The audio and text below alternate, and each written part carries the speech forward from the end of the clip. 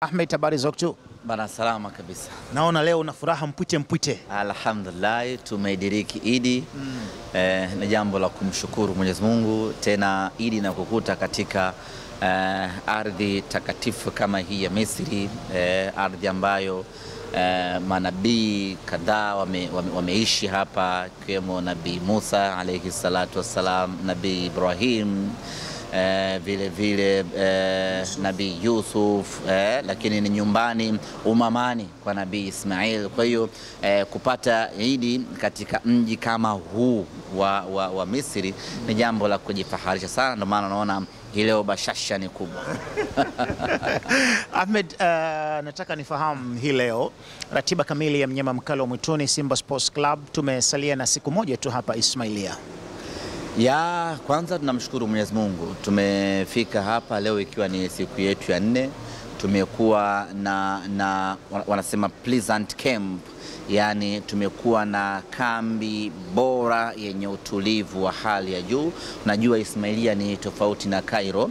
Ismailia kutulivu fulani hivi, yani uwanja tunaofanyia mazoezi hivi sasa unaitwa uwanja wa Suez Canal Authority. Yani ni uwanja wa mamlaka ya mfereji wa Suez Canal. Huko hapa katika mji wa Ismailia. Uwanja wetu wa mechi unaitwa uwanja wa Suez Stadium. Upo katika mji wa Suez. Yani mji wa Suez ndio ambao unamiliki huo uwanja wa Suez. Huko ndiko ambako tunakwenda kucheza mchezo wetu. Na mpango mzima ni kwamba kesho Jumanne timu itaondoka hapa majira ya mchana kuelekea katika mji wa Suez, ambapo ni mwendo wa masaa mawili kutoka hapa Ismailia kwenda Suez, kwenye mji ambao mchezo wetu utachezwa. Tutaondoka hapa, tutafikia kwanza katika uwanja wa Suez ambapo tutafanya mazoezi kesho majira ya saa 12 the same time na muda ambao tutacheza mchezo wetu na wapinzani wetu. Tutafanya mazoezi hapo, na baada hapo tutaondoka kuelekea hotelini, ambapo ni mwendo wa dakika 50 kutoka uwanjani kwenda mpaka hotelini. Na baada hapo tutasubiri siku ya mchezo ambao ni tarehe 2, twende tukafanye kile ambacho kimetuleta hapa Misri. Wachezaji wanataka kufanya kitu kipya, na binadamu sahihi mwenye akili timamu ni yule ambaye kila baada ya siku moja au kila baada ya mwaka mmoja anapiga hatua kwenda mbele. Simba tumekuwa kwenye robo finali hapo.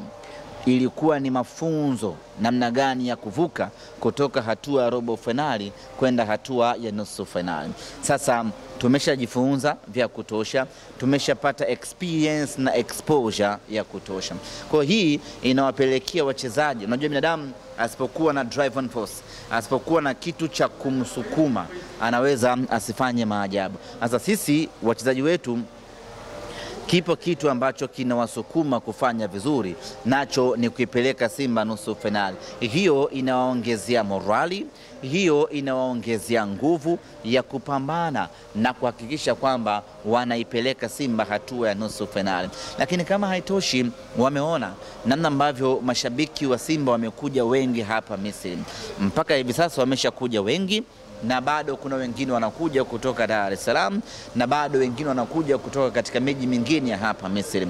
Kwa hiyo wale mashabiki wengi wanaokuja uwanjani wanatengeneza deni kwa wachezaji, kwamba kama mtu ametoka Dar es Salaam amekuja mpaka hapa, maana yake ana imani na sisi. Wenyewe Simba Sports wanasema hii tunavuka. Mimi naitwa Ahmed Ali, mpaka wakati mwingine.